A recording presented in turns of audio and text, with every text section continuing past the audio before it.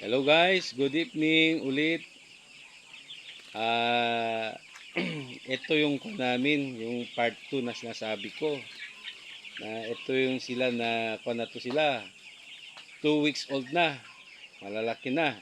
Pero iba to yung pinakita ko sa part 1. Yung sa part 1 to 200 heads lang, ito nasa na to.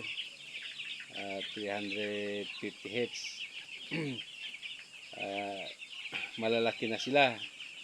Kung nakikita nyo guys na wala na silang ilaw, pati yung heater na pinakita ko doon sa part 1 kasi malalaki na sila na sanay na yung katawan nila sa kwan sa lamig, kaya matitigas na yung katawan nila.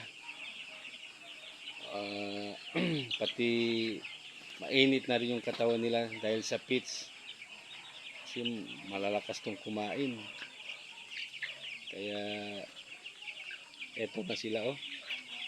Ang sarap ng buhay nila. Kain, tulog, pahinga. Ito kailangan mahaba talagang pasensya natin dito. Kailangan bantayan natin yung pagkain nila kung mayroon pa ba, pati yung tubig kung mayroon pa, kasi pag maubusan sila ng tubig yan, hindi sila mabilis na lumaki kaagad. Kumbaga nagiging pasmado yung manok, kaya ang kailangan dito vitamins, pagkain nila at saka yung tubig, yan ang importante. Kaya pag talaga mapapasensya talaga dito. Kung wala kang pasensya, wala. Ito kada every 2 hours pumupunta ako dito, tinitingnan ko may pagkain pa sila o wala na, may tubig pa ba yung kanila iniinom nila. Ito na yun guys oh, mga pa na ito, busok na sila oh, na nagpapahinga na oh. Itong isa kwan pa oh, gutom pa oh, kumakain pa. Tapos oh, pag busog na to, matutulog na to. Oh, ito mga gutom pa, walang pahinga sa pagkain. Yan din ang gusto ko eh, para mabilis lumaki, saka maka-income na tayo kaagad pag mabilis lumaki. Ito guys, maganda to kasi kuha lang to eh, 30 days lang mga kuha na sila, umaabot na sa 1.5 kilo. Buhay pa yon.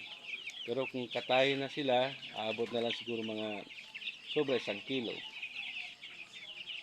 Ang maganda nito guys, 1 buwan ka lang mag-alaga, kana income na. So, sige, kain pa more para mabilis kayo lumaki. Ito na.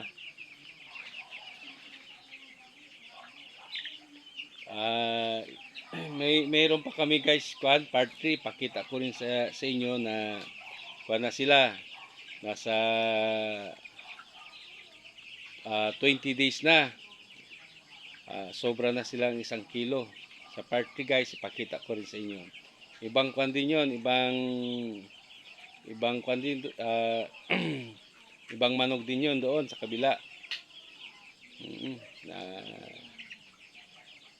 Hanggang dito na lang guys ha. Maraming salamat.